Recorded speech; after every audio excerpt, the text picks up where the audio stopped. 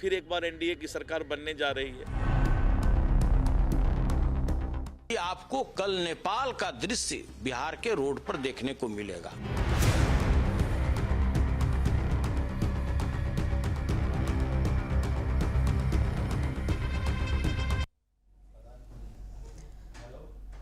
नमस्ते, बहुत स्वागत है आप सभी का एचएनएन न्यूज पर। मैं हूं आपके साथ नीतू गुप्ता।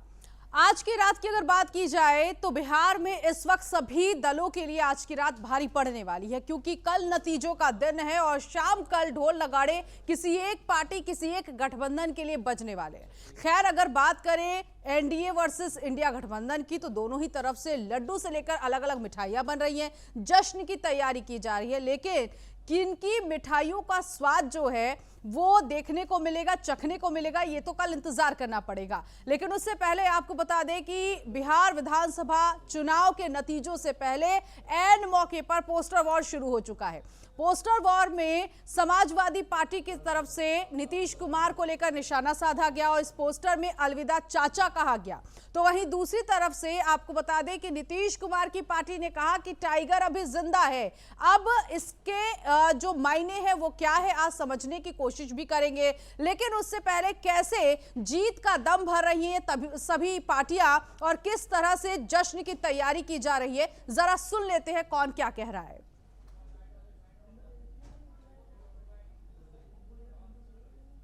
देखिए, ये पोस्टर लगा देने से कोई टाइगर नहीं हो जाता। असली टाइगर जो जनता ने चुना है वो 14 नवंबर को दिखेगा। तो ये पोस्टर लगाकर क्या करेंगे? जनता ने अब आदरणीय नीतीश कुमार जी को विदाई देने का मन बना लिया था। नीतीश जी की विदाई हो रही है और असली टाइगर को जनता ने चुना है, जो 14 नवंबर को प्रकट होगा। तेजस्वी यादव जी ही इस बिहार चुनाव के हीरो हैं और टाइगर हैं।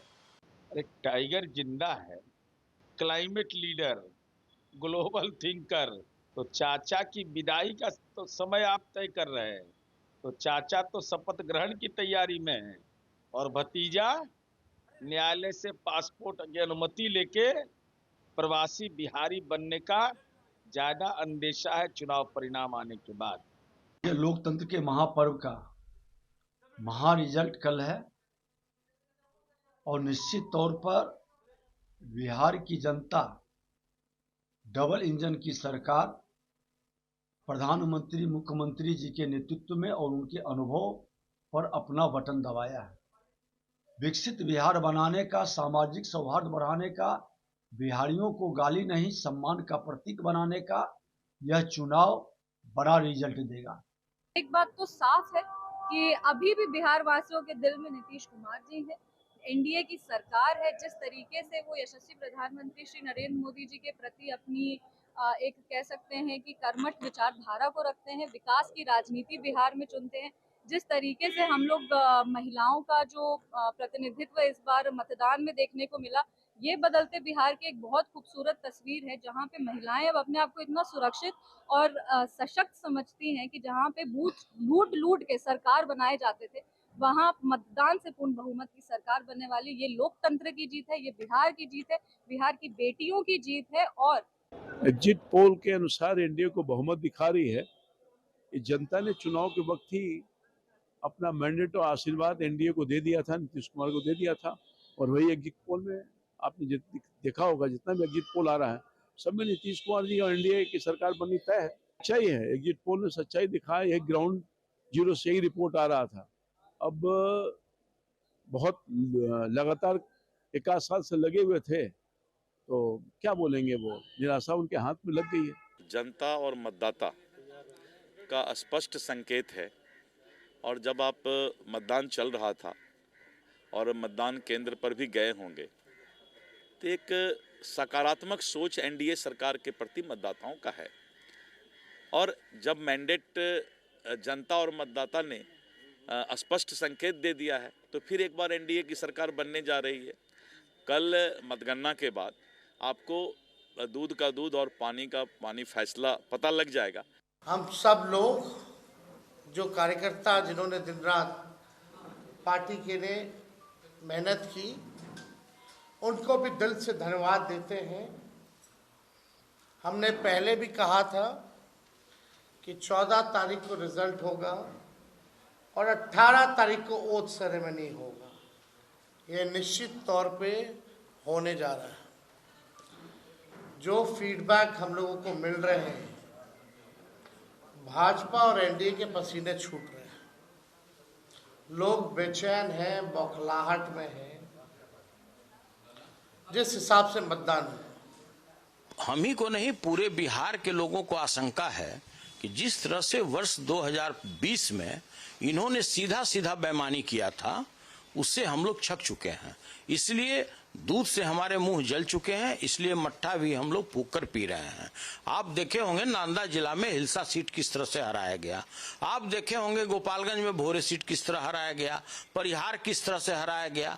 ऐसे ऐसे 10 सीट थे जहां हमारे विनिंग कैंडिडेट थे और उनका घोषणा भी हो चुका और उसको जबरदस्ती ये लोग हरवा दिया। तो देखिए, हम यही हाथ जोड़कर पूरी विनम्रता पूर्वक सभी जो भी ये काउंटिंग कार्ड से जुड़े हुए हमारे पदाधिकारी हैं, सभी लोग बेईमान नहीं हैं, उसमें भी 20-25% ईमानदार हैं। सभी लोगों से मेरा हाथ जोड़कर विनती है कि कोई आप वैसा अपने वरीय पदाधिकारी, रिटायर्ड अफसर, टायर्ड अफसर के कहने पर कोई गलत कार्य मत कीजिए जो वर्ष 2020 में आपने किया है। और ये आपको 2 तस्वीरें भी दिखा देते हैं। और ये तस्वीरें जो है इस वक्त देखिए, आरजेडी प्रत्याशी वीणा देवी के घर पर जश्न की तैयारी की जा रही है। लड्डू बनाए जा रहे हैं, रसगुल्ले बनाए जा रहे हैं। और अब अनंत सिंह के घर पर भी जश्न की तैयारी आप देख लीजिए कि यहाँ पर भी टेंट सज रहा है। और ये देखिए, अलग अलग तरह के व्यंजन बनाए जा रहे हैं। यहाँ पर महाभोज की तैयारी की जा रही है। इस तरह से ये जश्न जो है वो देखने को मिल रहा है। तो किसकी सरकार बनने जा रही है 14 नवंबर को, ये कल शाम को नतीजे जब सामने आएंगे तो उससे पहले ही ढोल नगाड़े बजने भी शुरू हो जाएंगे और फिर पता भी चलेगा कि जिसने अपने जश्न की तैयारी लड्डू, गुलाब जामुन, रसगुल्लों के साथ की है वो बटेगा या फिर सिमटेगा। फिलहाल इस वक्त खास मेहमान हमारे साथ जुड़ गए हैं। जल्दी से इंट्रोडक्शन दे देते हैं कौन कौन आज पैनलिस्ट में मौजूद है। आफ्ताब सिद्दीकी इस वक्त हमारे साथ जुड़ गए, जेडीयू प्रवक्ता है। इसके अलावा अक्षण रंजन इस वक्त हमारे साथ हैं पैनलिस्ट में, जो कि आरजेडी की तरफ से छात्र अध्यक्ष है, जेएनयू से आते हैं। डॉक्टर धनोज कुमार हैं, पॉलिटिकल एनालिस्ट, इस वक्त हमारे साथ है। आप सभी लोगों का इस चर्चा में शामिल होने के लिए बेहद स्वागत है। सबसे पहले मैं आफ्ताब जी आपसे शुरुआत करूंगी, क्योंकि टाइगर अभी जिंदा है पोस्टर। चुनावी रिजल्ट कल, लेकिन उससे पहले ये पोस्टर आ गया। ये पोस्टर क्यों, किस लिए, क्या समझाने की कोशिश? देखिए नीतीश जी, एक बात मैं आपको बता दूं कि नीतीश जी की जो छवि है वो किसी के तारीफ की मोहताज नहीं बची है। बिहार के 15 साल के कुशासन, 15 साल की लूट खसोट, इन सारे चीजों को पिछले 20 वर्षों में प्रयासरत है जदयू कि उसको बढ़िया से साफ करके बिहार को वास्तव में एक विकसित राज्य बनाया जाए। बिहार में पोटेंशियल की कमी नहीं, संसाधन की कमी नहीं, तालीम की कमी नहीं है, लेकिन कहानी यही आके रुक जाती है कि आरोप प्रत्यारोप कितने लगाए जाते हैं, किसी को विकास क्यों नहीं दिखता। यही बिहार था, हम लोग सफर करते थे तो 2-2 दिन लग जाता था कहीं पहुंचने में। आज हर जगह शिक्षा, स्वास्थ्य, रोजगार, प्रगतिशील बिहार की परिकल्पना जो किसी समय की गई थी वो यथार्थ होता जा रहा है। आप समझिए कि जिस प्रदेश का उदय 1912 में हुआ और आप 2025 में ये 20 साल का वक्फा हटा दें तो आप देखिए बिहार को बिहार बनाने में नीतीश जी का हाथ रहा है। और ये आम जनता समझती है, और इस आम जनता के भरोसे ही हम चुनाव लड़ते हैं।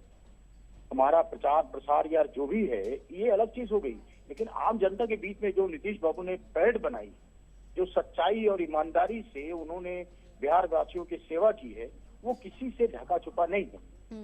बिहार अपने गौरवशाली इतिहास के लिए जाना चाहता है। ये वो धरती जहां डॉक्टर राजेंद्र प्रसाद, जहां गुरु नानक देव के गुरु गोविंद सिंह जी, ये बौद्ध धर्म, जैन धर्म, माने बिहार तो बिल्कुल एक ऐसी जगह है जिसको शब्दों में बयान नहीं किया जा सकता। और नीतीश बाबू एक अच्छे शिल्पकार की तरह बिहार को गढ़ रहे हैं। तो मेरा तमाम, और उस पर भी आपके आरोप प्रत्यारोप कितने निम्न स्तर के होते हैं। सुनील जी ने क्या कहा, आप भली बात ही जान रही होंगी कि अगर रिजल्ट हमारे पक्ष में नहीं आया तो बिहार को बना देंगे हम बांग्लादेश, श्रीलंका और नेपाल। नेपाल तो आप, ये तो अच्छी चीजें नहीं है एक स्वस्थ प्रजातंत्र के लिए। आप धमकी भरे अंदाज जो आपके पहले हुआ करते थे वही आज भी हैं। ठीक है, अब इनको शब्दों का चयन भी करने में बड़ी दिक्कत होती है। ठीक है, मैं आती हूँ, लेकिन एक पोस्टर जो है अक्षर रंजन जी, ये जारी किया गया, अलविदा चाचा। कैसे पता चल रहा है कि चाचा की विदाई होने वाली है? यहाँ तो पीएम नरेंद्र मोदी ने ये कह दिया कि सीएम फेस के लिए कोई वैकेंसी नहीं है, बावजूद इसके ये जारी किया जा रहा है पोस्टर की अभी जिंदा है टाइगर। खैर, वो तो बात मैंने जेडीयू से इस पर रिएक्शन तो ले लिया, लेकिन आप बताइए, अलविदा चाचा क्यों लग रहा है आपको कि इस बार नीतीश की सरकार नहीं आएगी? क्योंकि आपके पार्टी के ही तेजस्वी यादव ने ये कहा था कि अगर एनडीए की सरकार आती है तो नीतीश तो सीएम नहीं होंगे। देखिए, सबसे पहले बात तो जो जन भावना है, क्योंकि हम लोग जो है जमीनी लोग हैं और जनता से जुड़ाव रखने वाले लोग हैं। पिछले जब से राजद शासन में नहीं रही है, उसने हमेशा से जमीनी मुद्दों को उठाया है, और जो जनता का रुख है, क्योंकि डेमोक्रेसी जो होता है, ग्रास रूट लेवल की डेमोक्रेसी हम इंडिया में प्रैक्टिस कर रहे हैं, वो लोगों के बीच से ही आती है। लोगों के बीच की भावना है कि जो 20 साल से बिहार में कुशासन का दौर चल रहा है, मुख्यमंत्री जी कहां से रिमोट कंट्रोल से ऑपरेट हो रहे हैं, कौन लोग उन्हें बेबस और लाचार की तरह दिखा रहे हैं, तो जनता ने ही मन बनाया है। एवन की आप देखें, जो यूथ के अमंग में तेजस्वी यादव का क्रेज है, रंजन जी, जनता ने मन बनाया, ये तो कल पता चल जाएगा। जनता तो ये जो ओपिनियन बिल्डिंग का कोशिश हो रहा है कि हताशा में डाल दी, ये जो एग्जिट पोल के जरिए जो हर नहीं, साल मुझे तो कोशिश ऐसा हो रही लग रहा है तू डाल तो मैं पात वाला किस्सा हो गया यहाँ पर। उधर से पोस्टर जारी तो इधर से भी पोस्टर जारी। इधर से पोस्टर नहीं जारी किया जा रहा है, इधर से हकीकत बयान किया जा रहा है। कुछ कल लोग, आप लोग भी अपने न्यूज चैनल में हेडलाइंस ये चला रहे होंगे कि सीएम नीतीश ने स्वीकार की अपनी हार और दे दिया इस्तीफा। तेजस्वी यादव के आवास के बाहर भारी हुजूम, भारी भीड़, बिहार अपने नए मुख्यमंत्री की ओर देख रहा है। ये सब कुछ हेडलाइंस हम लोग कल आपके चैनल पे मान लेते हैं सर, 24 घंटे से भी कम वक्त बचा है, ये रिजल्ट कल पता चल जाएगा। देखते हैं किसकी सरकार बनती है। धनोज कुमार जी, क्या कहेंगे? बिल्कुल, चुनाव का रिजल्ट कल है, उससे पहले ये पोस्टर की सियासत शुरू हो गई है। आमतौर पर तो हम देखते हैं कि जब चुनावी मतदान चल रहा होता है उस वक्त ये पोस्टर होता है, या चुनाव प्रचार किया जाता है तब पोस्टर वॉर देखने को मिलता है, लेकिन शायद ही ऐसा पहली बार देखने को मिल रहा है कि कल रिजल्ट है, लेकिन उससे पहले अपनी अपनी तू डाल मैं पात। बहुत बहुत धन्यवाद। मेरी आवाज आ रही है आप तक? बिल्कुल सर जी। बिहार के परिदृश्य में है, चुनाव का है, आपने हमसे सवाल किया।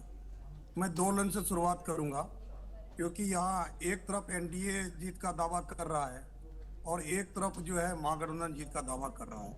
तो 2 लाइन से शुरुआत करूंगा। इस पार रहो या उस पार रहो, इस पार रहो या उस पार रहो, अपनी मुसीबत के खुद ही मददगार रहो, अपनी मुसीबत के खुद ही मददगार रहो। सांप का काटा जहर फिर भी उतर सकता है, सांप का काटा जहर फिर भी उतर सकता है, दोस्त न डसले इसलिए खबरदार हो। हाँ। अगर मैं दोनों गठबंधन की बात करता हूँ तो दोनों गठबंधन में दोस्त को लेकर सिरदर्दी रही है। चुनाव से पहले एक दूसरे पर छिटाकशी और फिर आनन फानन में चुनाव में भाग लेना।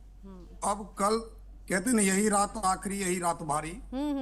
आज जो रात है वो महागठबंधन और एनडीए दोनों के लिए भारी है, क्योंकि कल जनता ने जो मैंडेट दिया है वो एनडीए के पक्ष में होगा या महागठबंधन के पक्ष में हो। तो बक्सा खुलने के बाद जब काउंटिंग होगी तब पूरे काउंटिंग, मतलब वो कहते हैं ना कि 1 बाय 1 काउंटिंग हो जाएगी, तब जाके पता चलेगा।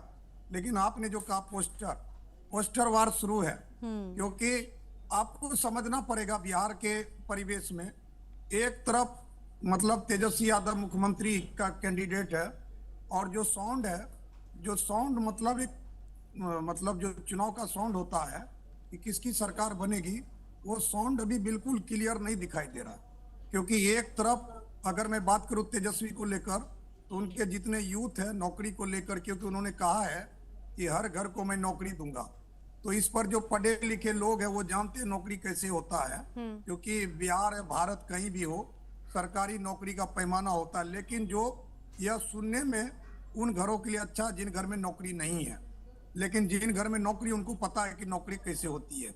और अभी जो है बहुत सारे एनडीए गवर्नमेंट में नौकरी मिला जिसकी ज्वाइनिंग आज भी लोग लेने जा रहे हैं। अगर मैं बात करूं जो पिछले रिजल्ट निकल गया उसकी ज्वाइनिंग आज भी लेने जा रहे हैं। ठीक है। बहुत सारे लखीसराय, बेगूसराय, जमुई, पटना, आपको देखिए जो सिविल कोर्ट में क्लर्क की जो रिजल्ट निकला था वो, उसके बाद चुनाव से पहले हेडमास्टर का रिजल्ट निकला था और सारे हेडमास्टर को स्कूल अलॉट कर दिया गया।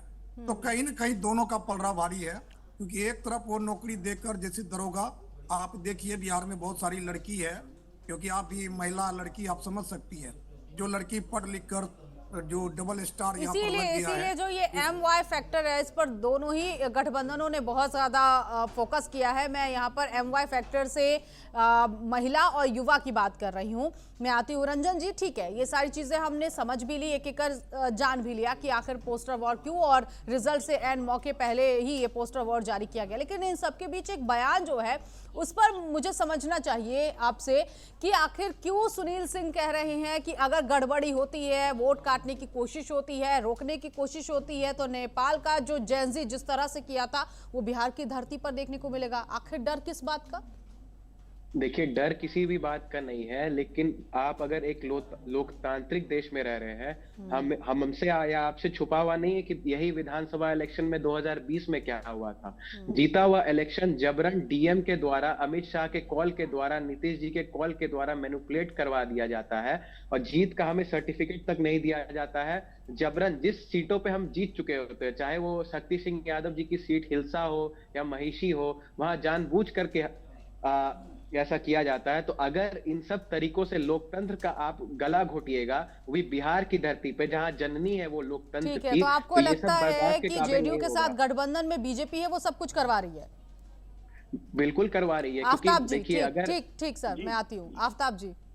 जी जी जी, देखिए जिस तरह का आरोप ये लगा रहे हैं या सुनते आ रहे हैं कि ईवीएम ऐप होता है, बहुत सारी चीजें, जब आम जनता, जब आम जनमानस जब वोट करने निकलता है, देखिए वोट बहुत सेंसिटिव चीज है। आप पैसा मांगिएगा लोग दे देंगे, कपड़ा मांगिएगा दे देंगे, लेकिन वोट एक ऐसी चीज है जो ना पैसे पे ना दबाव पे, और अभी ये आधुनिक भारत है, ये दबाव पे कभी वोट नहीं मिलता, वोट अंतर मन से निकलता है। लेकिन सर खबरें तो यहाँ पर यही निकल कर आती है, इस गाड़ी से इतना पैसा, इस गाड़ी से इतनी शराब की बोतलें, और आप कह रहे हैं कि जनता बिना पैसे, बिना किसी दबाव के वोट करती है। मैं इसमें सहमत नहीं हूँ। आप कितना भी पैसा बांट लीजिए, आप किसी के पसंदीदा व्यक्तित्व या उम्मीदवार तभी होंगे। आप ही लोगों के नेता बोलते रहते हैं इधर शराब बंटवा दी, उधर पैसा बंटवा दिया। नहीं मैम, ये सब बातों को मैं नहीं मानता। बोले ना, पैसा अगर बांटने से ही कोई विधायक और सांसद बनता तो बड़े बड़े उद्योगपति बिल्कुल बन जाते हैं सर। नीतीश कुमार जी जैसे मामूली घर के पढ़े लिखे आदमी, हॉर्स ट्रेडिंग ऐसी थोड़ी ना शुरू हो जाता है सर। मंत्री नहीं होते, होटल में विधायकों को ऐसी थोड़ी ना रुकवा देते हैं। देखिए ऐसा नहीं है मैम, एक बात बता दूं मैं आपको, मैंने एक बात समझ कही कि हमें हमारा पारिश्रमिक चाहिए, जो हमने बिहार की सेवा की है 5 साल। आप आरोप लगा रहे हैं कि डीएम के द्वारा रोक दिया, भारतीय संविधान है, भारत का संविधान कोई खेल नहीं है कि आप बोल दीजिएगा हम मान लेंगे, जनता मान लेगी कि अमित शाह जी का फोन आ गया, मोदी जी का फोन आ गया। गलत बातें हैं सब। जब आप जीत नहीं पाते, आपकी रणनीति फेल होती है, जनता के बीच में आप प्यार और मोहब्बत का पैगाम नहीं दे पाते, क्षेत्र का विकास नहीं कर पाते हैं, तो इस तरह के आरोप लगा करके अपना पीठ में थपथपाइए। अब काम कीजिए ना, किसने रोका था? आखिर नीतीश जी को 20 सालों से मुख्यमंत्री बिहार की सम्मानित जनता क्यों चुन रही है? केवल उनके काम पर, सिर्फ काम पर। और इस बार भी हमने जो 5 साल, पिछले 5 साल या 10 साल या 15 साल, 20 साल, छोटा अरसा नहीं होता। एक नस्ल जवान हो जाती है पैदा होने के बाद, एक बेटी और बेटा बालिग हो जाता है। तो हमने जो मेहनत की क्षेत्र के लिए, हमारे विधायकों ने, हमारे सांसदों ने जो क्षेत्र में मेहनत की, उसका धनोज जी से समझ लेते हैं किसने मेहनत की है और किसने सिर्फ बयानबाजी की है। धनोज जी, क्या लगता है आपको? मेहनत के बल पे तो वाकई सरकार बनती है, लेकिन यहाँ आपको लग रहा है कैसे बांटेंगे आप दोनों लोगों के मेहनत को, चाहे वो इंडिया गठबंधन हो या एनडीए हो? देखिए, मेहनत जो है, एक तो जो मेहनत कर रहा है, ठीक है, जिसकी सरकार चल रही है उसने मेहनत किया। रोड, सड़कें, बिजली, जितने भी हर किलोमीटर पर जो है हाई स्कूल या मिडिल स्कूल या उत्क्रमित विद्यालय, आप ये देख लीजिए, बहुत सारी योजनाएं हैं। अभी हाल फिलहाल महिलाओं के अकाउंट में जो है उनको 10,000 रुपये दिया गया, जो कि 75 लाख जो है लोगों को दिया गया, प्लस इससे पहले 2 लाख का जो सेल्फ, अगर कुछ आप बिजनेस करते, दुकान करते, उसके लिए उद्योग डिपार्टमेंट से 2-2 लाख का बहुत सारे लोगों को लाभ हुआ। ऐसी बात नहीं है कि एनडीए से लाभ नहीं हुआ, लेकिन महागठबंधन का भी जो है, जिस तरह से महागठबंधन के लोगों में यूथ लोग उनसे प्रभावित है, ये बात भी कोई संदेह के घेरे में नहीं है कि बिहार का युवा, वो युवा जिनको नौकरी नहीं मिला वो भी है। लेकिन आप इसे यह नहीं कह सकते हैं कि महागठबंधन की सरकार बन रही है, क्योंकि भीड़ दोनों तरफ थी। एक तरफ आपको देखना पड़ेगा, जिसको यहाँ बिहार में कहते हैं तो इस बार आपको लग रहा है कि कांटे की टक्कर हो रही है? नहीं, एक तरफ वोटर साइलेंट है और एक तरफ महागठबंधन जो वोटर है वो चिल्ला रहे हैं, वो कह रहे कि बदलाव के लिए हम वोट किए हैं। तो देखने वाली बात, कल की तो बात है, कल पता चल जाएगा। लेकिन आप किसी को हल्का में न ले।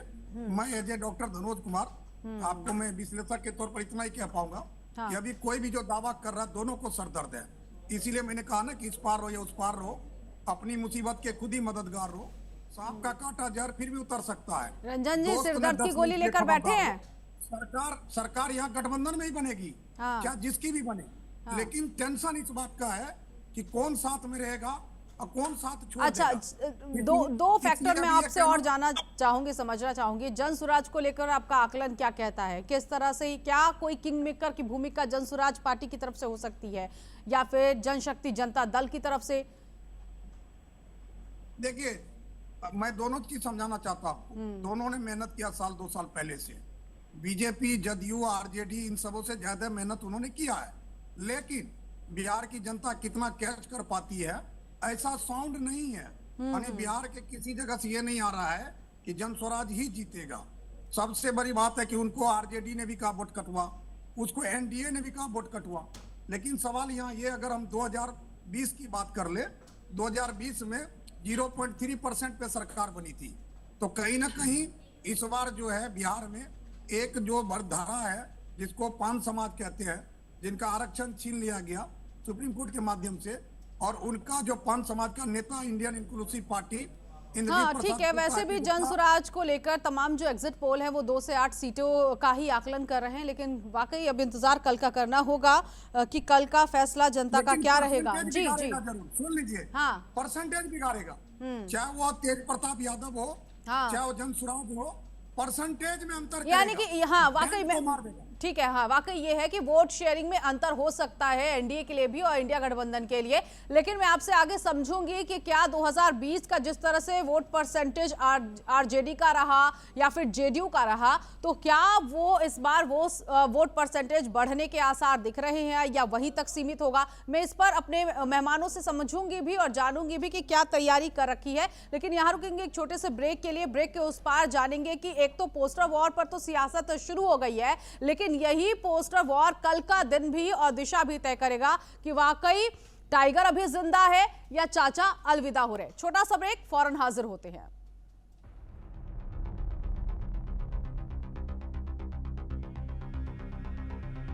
फिर एक बार एनडीए की सरकार बनने जा रही है।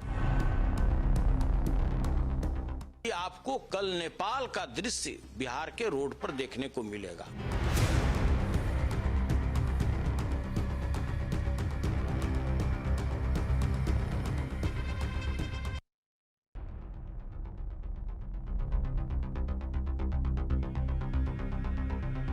फिर एक बार एनडीए की सरकार बनने जा रही है।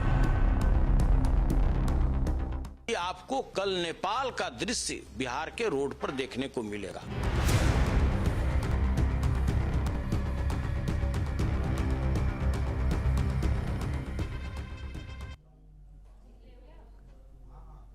तो हम लगातार ये बात कर रहे हैं पोस्टर पॉलिटिक्स और उस पर हो रही प्रहार के बारे में, क्योंकि लगातार दोनों ही तरफ से, दोनों ही गठबंधनों की तरफ से अब आखिरी वक्त में पोस्टर वॉर के जरिए एक दूसरे पर छिटाकशी भी चल रही है और इसके साथ ही साथ अपना वर्चस्व भी बताने की कोशिश हो रही है। क्योंकि मुख्यमंत्री नीतीश कुमार की तरफ से, उनकी पार्टी की तरफ से जिस तरह से ये पोस्टर आया कि टाइगर अभी जिंदा है, इसका मतलब नीतीश कुमार का वर्चस्व है, ये समझाने और बताने की कोशिश हो रही है। तो वही दूसरी तरफ समाजवादी पार्टी की तरफ से, क्योंकि समाजवादी पार्टी की बात करें, बिहार विधानसभा चुनाव के मद्देनजर जमकर धुआंधार प्रचार प्रसार किया गया। अखिलेश यादव ने जिस तरह से चुनावी ताकत झोंकते हुए वो नजर आए, उसके दम पर वो कह रहे हैं इस बार तो चाचा अलविदा हो रहे हैं। और इस बार सरकार बनने जा रही है महागठबंधन की। तो क्या वाकई नीतीश कुमार को लेकर कोई संशय अभी भी बरकरार है? क्योंकि पीएम नरेंद्र मोदी ने साफ कर दिया है कि सीएम फेस के लिए कोई वैकेंसी नहीं है। इसका मतलब रास्ता बहुत कट टू क्लियर है। लेकिन उसके बावजूद इस तरह के पोस्टर आ रहे हैं। इस पोस्टर के पीछे क्या समझाने की कोशिश हो रही है? और कुल मिलाकर ये दोनों ही पोस्टर नीतीश कुमार को लेकर ही बने हुए हैं। तो पैनलिस्ट हमारे साथ लगातार बने हुए हैं। देखिए सभी लोग टीवी स्क्रीन पर भी आ गए हैं। आफ्ताब जी से शुरुआत करेंगे ब्रेक के बाद। आफ्ताब जी, जिस तरह से वाकई आपने कहा, ठीक है, आपकी तैयारियां भी देखी और जनता का इसका परिणाम भी बता देगी, लेकिन सबसे बड़ा सवाल ये है कि टाइगर अभी जिंदा है। नीतीश कुमार को लेकर ये पूरा साल जो पिछला रहा है, उनके स्वास्थ्य को लेकर भी विपक्ष ने कई बार सवाल खड़े किए हैं। तेजस्वी यादव भी कह चुके हैं कि भले ही 1% उनकी तरफ से कहा गया कि 1% अगर एनडीए सत्ता में आती है तो नीतीश कुमार को लेकर कोई ना कोई खेल हो सकता है। अभी तक तो ठीक है, सब कुछ कट एंड क्लियर है, लेकिन बिहार की सियासत को अगर देखा जाए तो ये सियासत ये भी बताती है कि आखिरी वक्त में भी दाव पेच खेले जाते हैं, इससे कोई अछूता नहीं रहता। मैं देश के 2 प्रदेशों को मैं बहुत राजनीति में अहमियत देता हूँ। एक उत्तर प्रदेश और एक बिहार, दोनों सटे हुए हैं। बिहार और उत्तर प्रदेश से राजनीति की शुरुआत होती है। बिहार के लोग जितना राजनीति को समझते हैं उसको शब्दों में बताने की आवश्यकता नहीं है। और मेरा एक मानना है कि मन के हारे हार है और मन के जीते जीत। चुनाव हम जीत चुके हैं। 11 बजते रंजन जी मुस्कुरा रहे हैं, सामने आ जाए।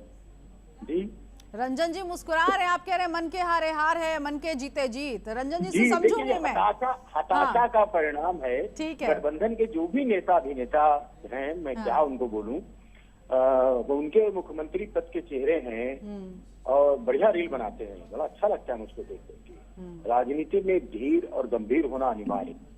आप एक प्रदेश चला रहे हैं, प्रदेश में आम जनता ने जो 6 तारीख और 11 तारीख को जब ईवीएम के बटन पे उनकी उंगली गई होगी, तो वो बटन ये सोच के दबाएंगे कि आने वाला 5 साल का जो भविष्य है वो उस एक दिन के बटन दबाने पे निर्भर करे। बिल्कुल।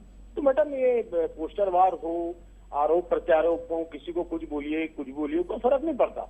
जनता ने मन बना के वोट दिया और ये परसेंटेज बता रहा है, ये इस बात का घोतक है कि आने वाले समय में जो 5 साल हमें दिया जाएगा, हम प्रयास करेंगे कि बिहार को और विकसित बनाएं। ठीक है रंजन ये जी, आत्मविश्वास हाँ। है, ये आत्मविश्वास है और निश्चित रूप से चलिए अच्छी बात है। विश्वास होना, अपने ऊपर होना बहुत सही बात है, लेकिन अति विश्वास भी नहीं होना चाहिए, ओवर कॉन्फिडेंस भी नहीं होना चाहिए। अति विश्वास हाँ, मैं इसीलिए कह रही हूँ, क्योंकि आप जो कह रहे हैं ना, मन के हारे हार, मन के जीते जीत, किसी एक का मन तो जीतेगा, किसी एक का मन तो हारेगा। रंजन जी से जवाब ले लेते, क्योंकि वो धीरे धीरे मन ही मन मुस्कुरा रहे थे। तो जीत तो होगी किसी एक की। ठीक है, लेकिन 20 साल से हमने जो किया है वो किसी से छुपा हुआ नहीं है। मैं मोदी करा। चलिए देखेंगे रंजन जी को मौका मिलता है या नहीं मिलता है। जी, इसमें रोता है क्या? रंजन जी आप बताइए। देखिए, सबसे पहले तो ये जो बोल रहे थे तेजस्वी यादव रील बनाते हैं, वीडियो तो नीतीश कुमार का भी आता है। किसी को माला पहनाते हैं, किसी के ऊपर गमला रख देते हैं, कभी सबको बोलते हैं खड़ा हो, हाँ ताली बजाता है कि नहीं। तो ये सब का वीडियो जो बात कर रहे हैं, अगर ये बिलो द बेल्ट अटैक कर रहे हैं तो इनको इन सब चीजों पे भी दबाव देना चाहिए। नीतीश कुमार तो अब नीतीश कुमार रह नहीं चुके हैं। रिमोट कंट्रोल ललन सिंह और संजय झा जिधर घुमा देते हैं, विजय चौधरी को साथ में लेके उधर घूम जाते हैं, बुलाते हैं कि 10,000 दो, कि 11,000 दो, कि 12,000 दो।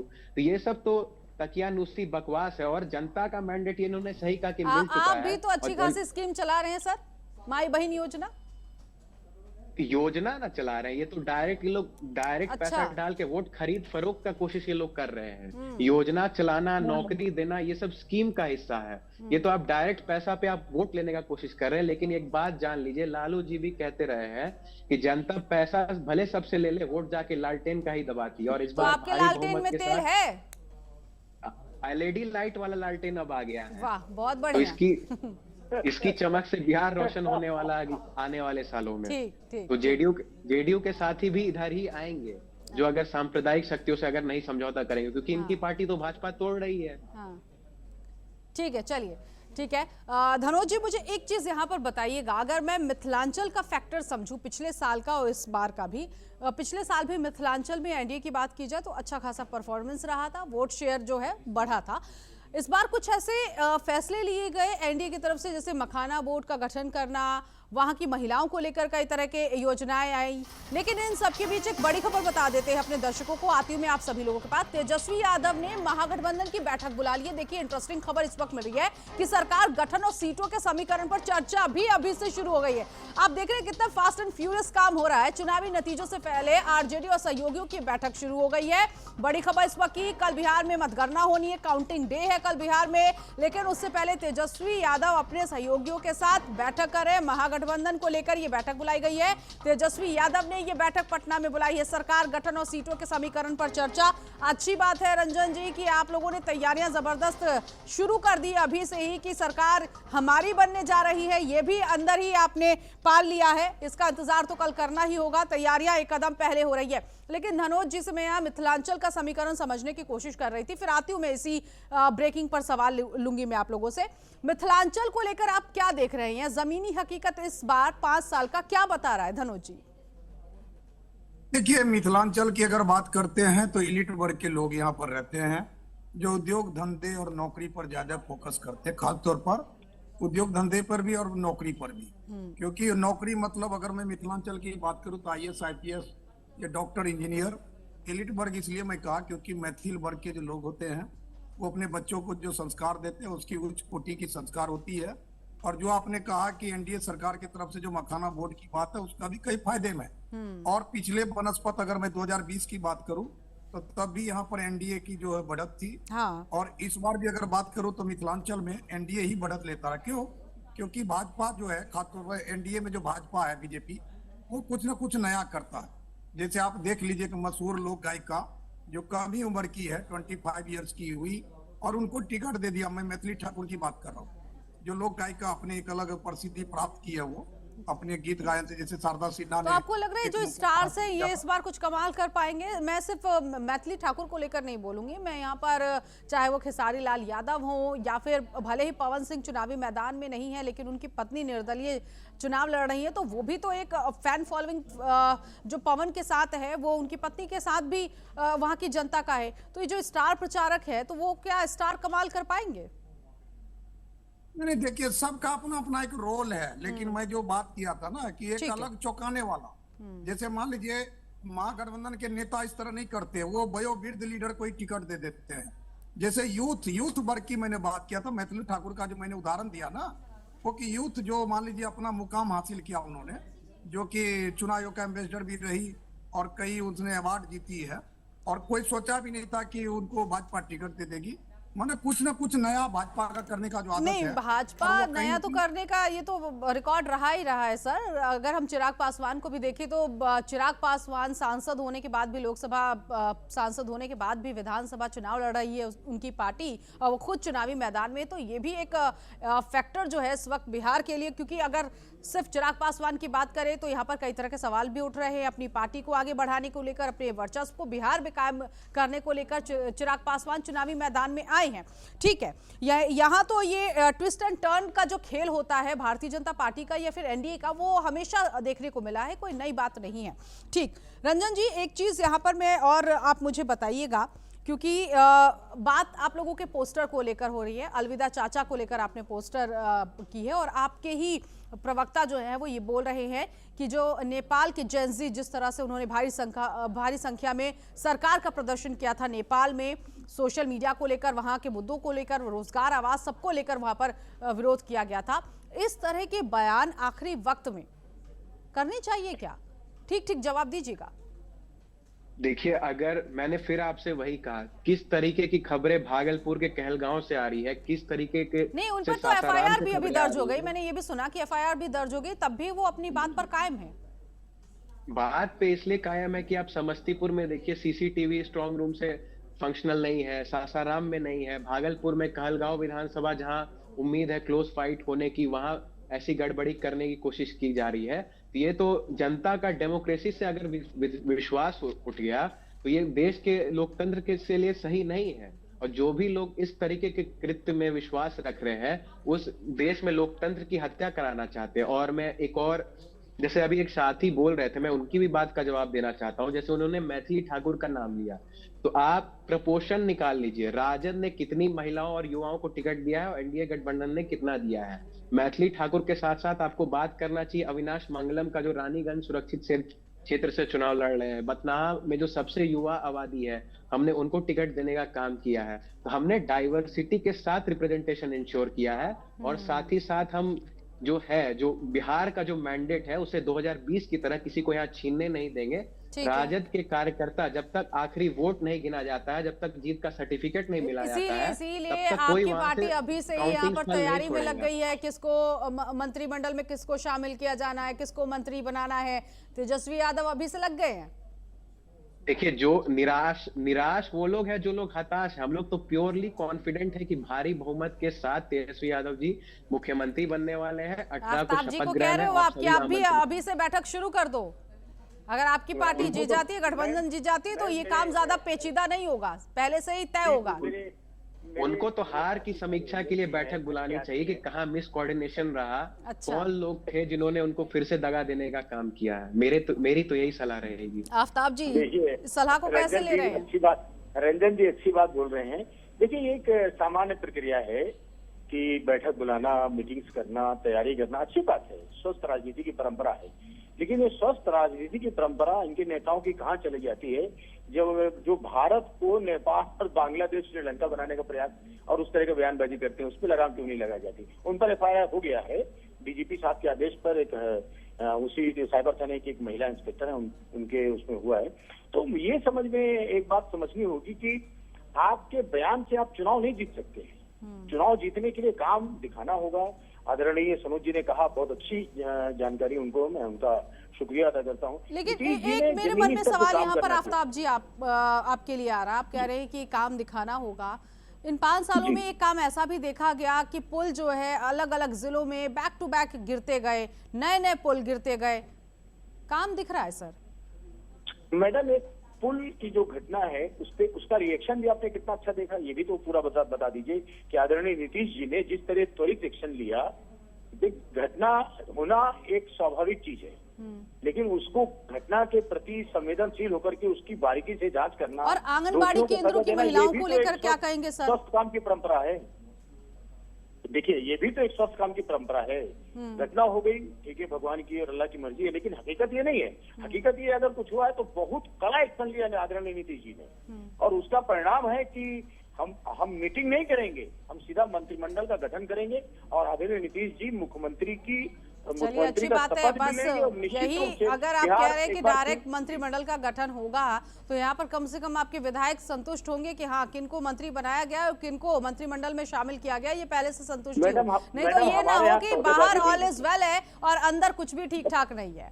चलिए, इंतजार कल का और करते हैं। हाँ मैम, एनडीए में सौदेबाजी नहीं होती, ना होगी, ना जदयू में है, ना बीजेपी में है, ना चिराग जी के साथ है, ना हम में है, ना आरएलएसपी में। सब ठीक है, ठीक है। चुनाव हम जीत धनोज जी, क्या लगता है यहाँ पर बिहार के विकास को लेकर अगर मैं बात करूं, जिसकी भी सरकार बनने जा रही है, कहाँ काम ज्यादा करने की जरूरत है, जहां बिहार की जनता उम्मीद लगाए बैठी है कि अब इस फैक्टर पर काम करने की जरूरत है और यहाँ इस सेक्टर में काम को बढ़ावा देने की जरूरत है? नीतू मैडम, इस बार देखिए, काम के अगर सेक्टर की बात करेंगे, मैं आती हूँ आफ्ताब जी आपके पास। हाँ धनोज जी। जी, उद्योग धंधे, नौकरी, ये सब पर तो ध्यान देने की जरूरत है। लेकिन ये जो नौकरी है वो लिमिटेशन है, क्योंकि सरकार की कुछ क्राइटेरिया होती है, वो ज्यादा सीट नहीं निकाल सकते, मतलब बहुत कम ही होते हैं। लेकिन उद्योग धंधे, कल कारखाने, या मान लीजिए जो स्किल्स इंडिया है, जिसके तहत जो बैंक को जो कहा गया है कि बिना ब्याज का या बिना गारंटी का लोन दे, जिससे कि छोटे मोटे रोजगार कर सके। क्योंकि देखिए, बिहार में 2-3 चीज जो है वो सराफ है। एक तो कोसी बाढ़ जो है, मान लीजिए मिथिलांचल की आपने बात किया, कोसी के द्वारा जो है 10-15 जिला जो है हर साल तबाह हो जाता है, उसमें नुकसान हो जाता है। उन पर भी थोड़ा ध्यान देने की जरूरत है। और जो पलायन हो रहा है, खासतौर पर जो लोग बाहर जा रहे हैं 10 या 15 हजार की नौकरी के लिए, अपने माँ बाप, पिता, भाई बहन, पत्नी तक को छोड़कर जो प्रदेश में जैसे पंजाब, हरियाणा या मान लीजिए केरला, कर्नाटका जो जाते हैं, उन लोगों के लिए आपको यहाँ व्यवस्था करनी पड़ेगी। रोजगार, अगर आप नौकरी नहीं दे सकते तो उसके लिए रोजगार सृजन करना पड़ेगा। साथ ही दोनों दलों के लिए यहाँ चैलेंज है लेकिन मैं एक बात बताना चाहता हूं कि सरकार को लेकर जनता विद्रोह नहीं की है, क्योंकि बिहार में अभी ये आवाज नहीं आई है कि बिल्कुल सरकार को बदल देना है। कोई ऐसा आवाज कहीं से नहीं आ रहा, क्योंकि जो मातृशक्ति है, जिसको आप दुर्गा चंडी काली कह सकते सर हो, एक चीज और है, आप याद करिए कि इस साल के शुरुआत में जनवरी फरवरी का ठंड का वो महीना था, जो अभ्यर्थी थे वो किस तरह से सड़कों पर थे और जमकर हो हल्ला हुआ था, लाठियां डंडे बरसाए गए थे, परीक्षा में जो धांधली की गई थी बिहार में, उसको लेकर भी तो खूब चीचा लेदर हुई। नहीं, वो तो दुखद है। देखिए, वो दुखद घटना है, क्योंकि हर घर में हर बच्चे जो पढ़ने लिखने वाले हैं, उस तरह से जो मान लीजिए जो शासन प्रशासन के लोग ने किया, तो दुखद है। लेकिन सवाल है कि सभी दल में से सभी दल की सरकार होती है ना, ऐसे ही होते हैं और उस चीजों को लेकर। लेकिन सबसे बड़ी बात जो ये है कि बिहार में सरकार बदली जाए, इस पर संशय है, क्योंकि जो महिला वर्ग है खास तौर पर, ये तो सर ये वाकई में ये कल जरूर पूछूंगी, अगर जो भी बड़ा बदलाव होगा या रिजल्ट जिस तरह का आएगा, उस पे तो कई तरह के सवाल होंगे कि कहाँ कमी और कहाँ मजबूती हुई है। अनुमान लगा सकता हूँ, मैं अनुमान लगा सकता हूँ मैडम, सरकार बदलने का तो चांस बहुत कम है, क्योंकि जो भी महागठबंधन के लोग जितना भी कुदक ले, जितना भी चीख चिल्ला ले, आप अभी से टेंशन दे रहे हैं रंजन जी को। जैन जी वाला जो धमकी दिया है, वो बिहार में तो वो चलेगा नहीं, क्योंकि यहाँ जो सब कुछ ठीक है, सब लोग खुल के वोट गिराया। इस बार चुनाव आयोग ने बहुत शांति प्रिय वोटिंग करवाया, कहीं कोई धांधली नहीं हुआ, सब लोग अपने मनपसंद नेताओं को, कैंडिडेट को अपना वोट डाला है। बिल्कुल। और इस बार बिहार में हमने ये भी देखा, युवा हो चाहे महिला वर्ग हो, कोई भी हो, ये जरूर देखा है यहाँ पर कि यहाँ इस बार का जो एक एंटी इनकम्बेंसी है वो लहर कम दिखी है, और इसके अलावा ये दिखा है कि किस इलाके से कौन सा कैंडिडेट उतरा है। पार्टी के अलावा कैंडिडेट को लोगों ने ज्यादा तौर पर देखा, और दूसरा ये कि अगर जिसकी जितनी फैन फॉलोइंग, वो तो देखना है कल कि उस फैन फॉलोइंग की वजह से उसको वोट मिला है या वाकई इस वजह से वोट मिला है कि वो बिहार में काम करने को तैयार है। धनोज जी, देखिए यही बात है, बिहार में काम करने के बहुत सारे लोग हैं जो बिहार में, आप देखिए उसको सरकारी योजना मिला है, जो छोटे छोटे दुकान खोला है। मान लीजिए महिलाएं हैं जो जिसको आप जीविका कह सकते हैं, जिसको सीएम दीदी कह सकते हैं, जब पति 2 रुपया नहीं देते थे, ऐसे में सरकार उनको अकाउंट में 10,000 डाल दिया। आप यह चीज देखिए, हल्ला गुल्ला अपनी जगह है, लेकिन बिहार में मैंने कहा एक साइलेंट वोट है। साइलेंट वोट मतलब जो अगर आप एनडीए का कुछ काम देखेंगे तो बहुत ही सुंदर है, उसका सब प्रशंसक यहाँ बिहार में, यहाँ तक कि महागठबंधन के भी लोग जो है, खासतौर महिला वर्ग, वो भी प्रशंसक करता है, क्योंकि ऐसी बात नहीं है। हमने आपको क्या कहा कि बहुत कम चांस है सरकार बदलने का, हल्ला गुल्ला हो वो अपनी जगह दुरुस्त है, क्योंकि ये तो पॉलिटिकल वे है। पॉलिटिकल वे में लोग चीखते चिल्लाते हैं, कैंडिडेट जो है, जैसे महागठबंधन का सिर्फ युवा मुख्यमंत्री चेहरा है। ठीक है रंजन जी, आप लोगों पर एक आरोप हमेशा लगा है, मुंगेरी लाल के हसीन सपने आप लोग देखते हैं। इस बार का सपना हसीन तो आपके लिए जरूर होगा, लेकिन सपना वाकई मुंगेरी लाल वाले हैं या फिर सपने वो हैं जो पूरे होने जा रहे हैं? देखिए, सपना नहीं है, वो हकीकत है। और जो भी लोग कह रहे हैं, देखिए साइलेंट वोटिंग हुआ है। लालू जी एक बात कहा करते थे कि मत पेटी से जिन निकलेगा, वो इस बार राजद के फेवर में निकल रहा है। जहां तक साथी पत्रकार ने कहा, मिथिला रीजन में भी एक अति पिछड़ों का बहुत बड़ा चंक आरजेडी को इस बार मिला है, और अप्रत्याशित नतीजे उधर से भी आ रहे हैं, जहां तक हम लोग का इंटरनल सर्वे रिपोर्ट आया हुआ है। प्लस युवाओं ने जो रोजगार के नाम पे जो जबरदस्त वोटिंग आरजेडी के पक्ष में की है, वो सभी चीज इस तरफ इशारा कर रही है कि राजद भारी बहुमत के साथ सरकार बनाने जा रही है। कोई भी हमारा मनोबल तोड़ नहीं सकता है, हम लोग पूरी तरह से आश्वस्त है, इसीलिए हमारी बैठकें जा रही है आगे के क्रियाकलापों पर। और लास्ट में एक ही बात, मैंडेट जोर जबरदस्ती से पिछले बार की तरह किसी भी कीमत पे, चाहे कोई भी हथकंडा कोई भी अपना ले, चोरी बिहार की धरती पे नहीं करने दिया जाएगा। पूरे तो चुनावी प्रक्रिया में आप लोगों ने गाना गाया, वोट चोरी सरकार चोरी, वोट चोरी सरकार चोरी, और अब आप कह रहे हैं कि हाँ मैंडेट तो बिल्कुल आरजेडी के साथ है, अच्छी बात है, लेकिन ये रोना भी तो हुआ था ना कि वोट चोरी है, सरकार भी चोरी हो जाएगी। देखिए, सजग प्रहरी कौन है लोकतंत्र का? आखिर पहले ही दिन से अगर साथी पत्रकार कह रहे थे, अगर इतना ही अच्छा नीतीश जी ने काम किया था तो ये लास्ट टाइम में 10,000 का लॉलीपॉप लेके क्यों आए? ठीक है, सबको पता है कि 17 महीने की जब सरकार आई थी तेजस्वी यादव डिप्टी सीएम से, तब जाके बिहार में रोजगार मुहैया कराया गया है, और उसी रोड मैप पे यकीन करके हम लोग हर घर में एक सरकारी नौकरी देने का काम करेंगे। और जैसे ही 14 जनवरी को तिल संक्रांत से पहले माई बहन योजना की राशि सारी महिलाओं के पास पहुंच जाएगी। उन्होंने सबने मिलकर इस बार तेजस्वी यादव को आशीर्वाद देने का काम किया है। चलिए, मुझे आपकी बातों में एक बात तो मुझे आपकी बातों में ये समझ में आया कि अभी से आप लोगों ने मंत्रिमंडल का गठन करने की शुरुआत कर ली है, और दूसरा दही चूड़े का जो योजना है इसकी भी शुरुआत अभी से ही कर ली है। अब देखना है कि दही चूड़े वाला आयोजन जो है वो सफल होता है या नहीं, क्योंकि बिहार की जनता ये भली भांति जानती है कि दही चूड़े का आयोजन आरजेडी की जो पूरी पार्टी है वो बहुत अच्छे से करती है, इसमें कोई दो राय नहीं है। और अब ये दही चूड़े वाला आयोजन बहुत आगे बढ़ता हुआ दिखाई दे रहा है। ठीक है आफ्ताब जी, सिर पकड़ लिए आप तो जी, क्या हो गया आप रंजन जी की बात को सुन के? नहीं चिल नहीं पकड़ रहा, मैं हंस रहा हूँ मन में। अच्छा ठीक है, मैं आपसे एक सवाल यहाँ पर ये करूंगी, क्योंकि धनोज जी को जब मैं सुन रही थी यहाँ पर पलायन वाला मुद्दा जो है वो बहुत जोरों शोरों से उठा है। इस बार भी चुनावी रैलियां जो हुई हो उसमें बहुत ये मुद्दा हमने देखा, तो इस पर क्या कहेंगे आप? पलायन के मुद्दे को लेकर, रोजगार के मुद्दे को लेकर, ठीक है ये बात आप लोग कहेंगे कि हम लोग योजनाएं लेकर आ रहे हैं युवाओं के लिए, महिलाओं के लिए भी, उन महिलाओं को भी सशक्त बनाया जा रहा है जो छोटे उद्यमी हैं या छोटा काम कर रही हैं, शुरुआत कर रही हैं। ये सारी चीजें तो हमने आपके मैनिफेस्टो में समझ लिया, जान लिया, लेकिन इस पलायन पर काम करने का अब आगे का लक्ष्य क्या है? क्योंकि पिछले 2020 की बात करें तो उसमें भी ये बातें दोहराई गई थी। जी, मैं इतना ही कहूंगा कि कल से आज बेहतर हुआ है। जिस हालत में बिहार को छोड़ा गया था और आज से कल बेहतर होगा, इस उम्मीद पे हम काम करते हैं।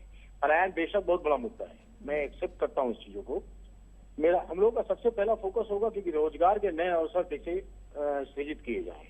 अच्छी कंपनी, बड़ी फैक्ट्रीज को यहाँ पर लाना, यहाँ पर स्वरोजगार के अच्छे मौके उपलब्ध कराना, ताकि जो नई पीढ़ी है, जो एक आशा के साथ देखती है नीतीश कुमार की तरफ, उनका सपोर्ट करती है। देखिए कोई किसी को यूं ही पसंद नहीं करता, ठीक है, और एक बार दो बार आप धोखे से, गलती से निकल जाएंगे, लेकिन 20 साल का शासन इस बात का घोतक है, सबूत है इस बात का कि उन्होंने काम किया है।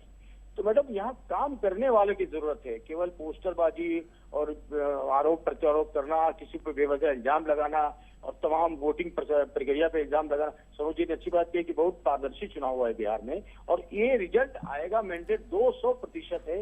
आदरणीय नीतीश कुमार जी के नेतृत्व में हम सरकार बना रहे हैं। कल आप देखिएगा 11-12 बजते तक रिजल्ट आ चुका होगा। फाइनल कमेंट रंजन जी आपकी तरफ से। जी फाइनल कमेंट रंजन जी। हाँ मैडम, देखिए जिम्मेदारी बड़ी है, ठीक है सर। बिहार का अच्छा रास्ता बनाना, बिहार के युवाओं को रोजगार दिए। बोलते हैं 10,000 की रकम उसके मन से पूछिए जिसके, ठीक है सर, समय की कमी है, मैं समझ गई आपकी बात को। कल हम करेंगे इस पर भी डिस्कस, जिसकी भी सरकार बनेगी। रंजन जी फाइनल कमेंट आपका। जदयू के साथी प्रवक्ता ने कहा कि कल 11-12 बजे तक रिजल्ट आ जाएगा। मैं आपको एक और घटना याद दिलाना चाहता हूं, 2015 विधानसभा का चुनाव, तब तो ये लोग भी हमारे ही साथ थे। भाजपा के लोगों ने 12 बजे ही रिजल्ट देख के खूब पटाखे फोड़े थे और मिठाइयां भी बांटी थी, लेकिन जैसे जैसे शाम होते गया, लालटेन जलते गया। रिजल्ट ऐसा ही कल भी आने वाला है और भारी बहुमत के साथ मैं फिर से रिपीट कर रहा हूं, ऐसा ही आने वाला है, यानी कि फिर से एनडीए आ रही होंगे, फिर से आरजेडी आ रही है। 2015 में चलिए ठीक है, धनोज जी फाइनल कमेंट आपका। फाइनल कमेंट में मैं इतना ही कहूंगा कि हमारे जितने भी बिहार के लोग HN न्यूज को देख रहे हैं वो कल भी जिज्ञासा रखेगा, लेकिन ऐसा कुछ भी नहीं है। जो सरकार बदलेगी ऐसा कोई साउंड है ही नहीं, ठीक है, क्योंकि बिल्कुल साउंड नहीं दिख रहा है। बिहार के लोग जो है अमन चैन शांति से गुजारा करना जानते हैं, उसको पता है सब कुछ। हिस्ट्री जो है ना क्लास में पढ़ाया जाता है, हिस्ट्री इसलिए पढ़ाया जाता है कि हिस्ट्री में क्या क्या बीता है, क्या क्या हुआ है। तो मैं तो कंफर्म हूँ, मुझे मालूम। चलिए अच्छी बात है, नागरिक होने के नाते अच्छी बात है, कल का बस इंतजार, क्या परिणाम है। हाँ ठीक है, बहुत शुक्रिया आप लोगों का हमारे साथ जोड़ने के लिए। खास चर्चा आप लोगों ने की, तो कल बिहार में किसकी सरकार बनने जा रही है, कल के दिन ये साफ हो जाएगा कि आने वाले 5 साल में ना सिर्फ कुर्सी पर कौन होगा, बल्कि बिहार की जनता ने जिसे भी चुना है वो बिहार के लिए क्या काम करेगा, बिहार के उज्जवल भविष्य को कितना और आगे सुंदर बनाएगा, ये तो कल पता चलेगा।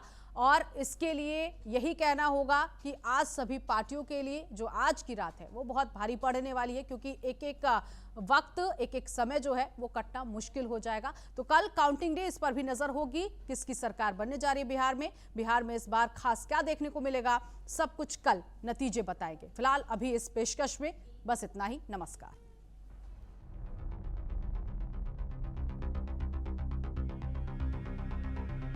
फिर एक बार एनडीए की सरकार बनने जा रही है। आपको कल नेपाल का दृश्य बिहार के रोड पर देखने को मिलेगा।